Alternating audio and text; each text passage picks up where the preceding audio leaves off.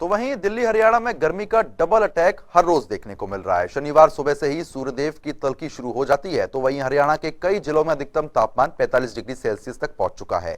शनिवार सुबह 9 बजे तक तापमान 35 डिग्री सेल्सियस दर्ज किया गया था।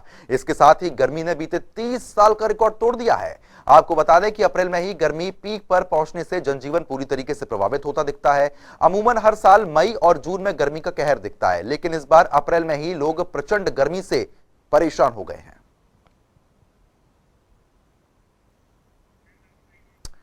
तो हरियाणा में पारा 45 डिग्री के पार पहुंच चुका है। ऐसे में लोगों के सामने संकट लगातार खड़ा हो रहा है, क्योंकि दोहरी मार जनता झेल रही है। जहां एक तरफ कोरोना का प्रकोप है, तो वहीं दूसरी तरफ सूर्यदेव लगातार आग बरसा रहे हैं। तस्वीर से आप अंदाजा लगा सकते हैं कि भीषण गर्मी हो चुकी है। लोग सड़कों पर निकलने से बच रहे हैं, क्योंकि तबियत भी खराब हो रही है। अस्पताल की बात करते हैं तो अस्पताल में इस समय उल्टी, दस्त और डायरिया के मरीज सबसे ज्यादा देखने को मिल रहे हैं। बार बार स्वास्थ्य विभाग की तरफ से अपील की जा रही है कि अगर दोपहर 12 से दोपहर 3 बजे के बीच में आप बाहर जाते हैं तो सिर ढककर जाएं और पानी जरूर पीते रहें।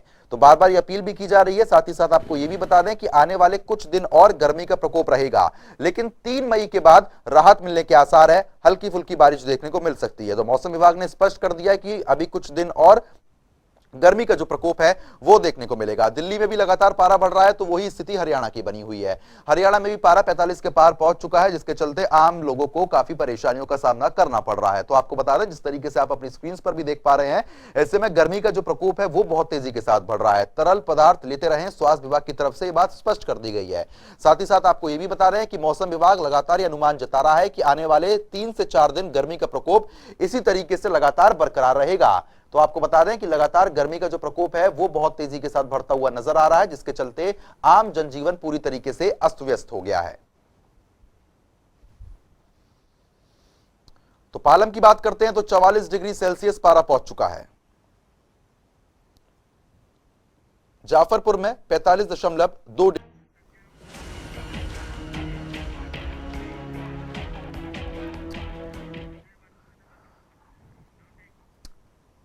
तो फिलहाल जिस तरीके से लगातार गर्मी का प्रकोप बढ़ रहा है, ऐसे में हमारे संवाददाता हमारे साथ जुड़ गए हैं। रोहतक से संजय हैं, तो वहीं भिवानी से दीपक मुटरेजा हमारे साथ हैं और पूजा शर्मा भी फरीदाबाद से हमारे साथ जुड़ चुकी हैं।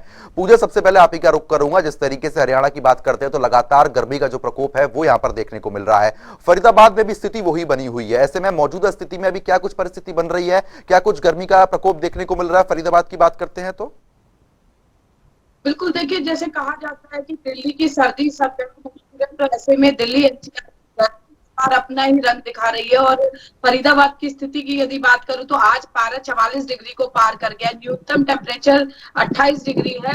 लेकिन जिस तरह से बिजली की समस्या गहराई हुई है, ऐसे में जब सूर्य की तपन बाहर, घर के बाहर लोगों को चैन की सांस नहीं लेने दे रही है, वहीं घर के अंदर बिजली कटौती के कारण लोग बेहाल है। लगातार जो है शीतल पेय पदार्थों की बिक्री एकाएक बढ़ गई है। इसके अलावा एसी और कूलर्स की बिक्री में लगातार इजाफा हो रहा है और गरीबों का मटका, जो कि गरीबों का फ्रिज कहा जाता है, उसकी बिक्री बहुत तेजी से बढ़ गई है। तो ऐसे में हर आम और खास व्यक्ति चाहता है कि किसी न किसी तरह उसे गर्मी से निजात मिले। इसके लिए वो तमाम विकल्प तलाश रहे हैं। और कुछ लोग जो बिजली कटौती से परेशान है और बढ़ती गर्मी से परेशान है, अब उन्होंने हिल स्टेशन की ओर रुख करना शुरू कर दिया है।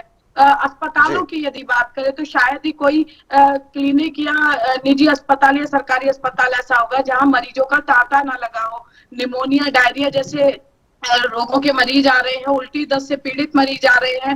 अस्पतालों में जो डॉक्टर्स हैं उन पर जो है काफी दबाव आ गया है, क्योंकि एकाएक मरीजों की संख्या बढ़ी है। और ऐसे में देखिए, बिजली की समस्या पूरे हरियाणा में है, लेकिन फरीदाबाद क्योंकि औद्योगिक नगरी है, तो ऐसे में उद्योगों पर भी इसका बुरा प्रभाव पड़ रहा है। तो ऐसे में लोग अब बिजली का विकल्प तलाश रहे हैं। वही गर्मी से राहत मिले, इसके लिए लगातार जो है वो इंतजाम करने में जुटे हुए हैं। बाहर लोग सिर ढककर और छाते का प्रयोग करके और धूप के चश्मे लगाकर सड़कों पर चलते हुए देखे जा सकते हैं। लेकिन इसके बावजूद जैसे ही सूर्य की तपन सुबह होते ही चढ़ती है, तो ऐसे में लोग परहेज करते हैं कि जो बाहर निकलना है उसे किसी तरह से टाला जा सके। बाजार जो है दोपहर के वक्त पूरी तरह से सूने नजर आते हैं। शादियों का सीजन है और अक्षय तृतीया छुट्टियां भी नजदीक है, तो ऐसे में कहीं ना कहीं व्यापारी भी इस बात को लेकर परेशान है कि गर्मी के चलते ग्राहक उनकी दुकानों पर नहीं पहुंच पा रहा है। लेकिन शाम ढलने के बाद जरूर उनको राहत मिलती है, लोग जरूर आते हैं, लेकिन उसके बावजूद तपिश के बाद जो गर्मी का एहसास लोगों को शाम तक भी बेचैन किए रहता है। लोग इतने परेशान होते हैं कि गर्मी की वजह से और बिजली कटौती की वजह से रातों को भी चैन की नींद नहीं ले पाते, तो लोगों में आक्रोश भी है। फिलहाल जिस तरह से आज फरीदाबाद का तापमान 44 डिग्री को पार कर गया और आने वाले दिनों में स्थिति ऐसी नजर आ रही है कि पूर्ण रूप से राहत मिलती हुई नहीं दिखाई दे रही है। तो ऐसे में न केवल निजी अस्पतालों, सरकारी अस्पतालों के डॉक्टर्स पर, कर्मचारियों पर दबाव रहेगा, बल्कि साथ साथ बिजली कटौती की समस्या भी और अधिक बढ़ने के आसार है। हालांकि राहत की बात कही जा रही है और जो अधिकारी है उनका भी यही कहना है कि थोड़ी गर्मी से राहत मिलेगी तो ऐसे में लोगों को बिजली कटौती की समस्या से भी मुक्ति मिल सकती है और सूर्य की तपिश से भी मुक्ति मिल सकती है। हालांकि मौसम विभाग ये कह रहा है कि आने वाले कुछ दिनों में थोड़ी बहुत राहत मिल सकती है, लेकिन जिस तरह से पारा लगातार ऊपर जा रहा है, तो ऐसे में जो आंशिक राहत मिलेगी उसे कोई बड़ी राहत नहीं कहा जा सकता है। सबसे ज्यादा परेशानी उन व्यक्तियों को है, उन लोगों को है जो नौकरी काम धंधे की तलाश में या 2 जून की रोटी कमाने के लिए, जिन्हें मजबूरी है, जिन्हें रोज जो है आउटडोर में काम करना पड़ता है। इंडोर में जो लोग काम करते हैं, ऑफिस प्लेस पे काम करते हैं, वो चलिए ठीक है पूजा, आपके पास आ रहा हूं। अभी जिस तरीके से आपने बताया कि फरीदाबाद में जो परेशानी है वो लगातार बिजली संकट को लेकर बरकरार बनी हुई है, क्योंकि गर्मी का प्रकोप बढ़ता हुआ यहां पर नजर आ रहा है। ऐसे में दीपक मुट्रेजा भी हमारे साथ जुड़े हुए हैं। दीपक, जिस तरीके से लगातार गर्मी का प्रकोप देखने को मिल रहा है, सुबह 9 बजे के बाद से गर्मी बहुत तेज हो जाती है। ग्राउंड जीरो पर आप मौजूद हैं, भिवानी की क्या कुछ परिस्थिति बनी हुई है, क्या कुछ मौसम कह रहा है? बिल्कुल प्रद्युम्न, आपको बता दूं जिस प्रकार से गर्मी जो है काफी जो है इस बार पड़ रही है। 44 डिग्री का टेम्परेचर जो है फिलहाल भिवानी के अंदर है। काफी परेशानियों का सामना लोगों को करना पड़ रहा है। पानी की समस्या लोगों के सामने आ रही है, बिजली की समस्या हालांकि पूरे प्रदेश में है, जिसकी वजह से लोगों को काफी दिक्कतों का सामना करना पड़ रहा है। बिल्कुल आपको बता दूं कि भिवानी के जो हॉस्पिटल है वो भी जो है मरीजों से एक तरह से भरे हुए हैं। उल्टी दस्त के मरीज काफी संख्या के अंदर हॉस्पिटलों के अंदर आ रहे हैं, क्योंकि गर्मी का प्रकोप ज्यादा है। डॉक्टर भी बार बार कह रहे हैं कि जो बुजुर्ग व्यक्ति हैं या बच्चे हैं वो घरों से बाहर ना निकले, 12 बजे के बाद घर से बाहर ना निकले। अगर कोई जरूरी काम है तो सुबह सवेरे या फिर शाम को ही जो है घर से बाहर जाएं, क्योंकि काफी गर्मी जो है इन दिनों पड़ रही है। काफी परेशानियों का सामना जो है लोगों को करना पड़ सकता है। वहीं मौसम विभाग का भी कहना है कि अभी गर्मी से अभी निजात मिलनी थोड़ी मुश्किल है, अभी थोड़ा समय अभी और लोगों को इस गर्मी का भुगतना पड़ेगा। चलिए ठीक है दीपक, चलिए ठीक है दीपक, आपके पास अभी लौट रहा हूं और ऐसे में संजय कुमार हमारे साथ बने हुए हैं। संजय, जिस तरीके से गर्मी का प्रकोप बढ़ा है, तो ऐसे में अस्पतालों में मरीजों की संख्या बढ़ गई है, क्योंकि जिस तरीके से जून और आने वाले महीनों में गर्मी का प्रकोप बढ़ता था, लेकिन इस बार अप्रैल के महीने में ही गर्मी 7वें आसमान पर पहुंच चुकी है। तो अस्पताल की जो व्यवस्था है वो कैसी कुछ देखने को मिल रही है रोहतक में?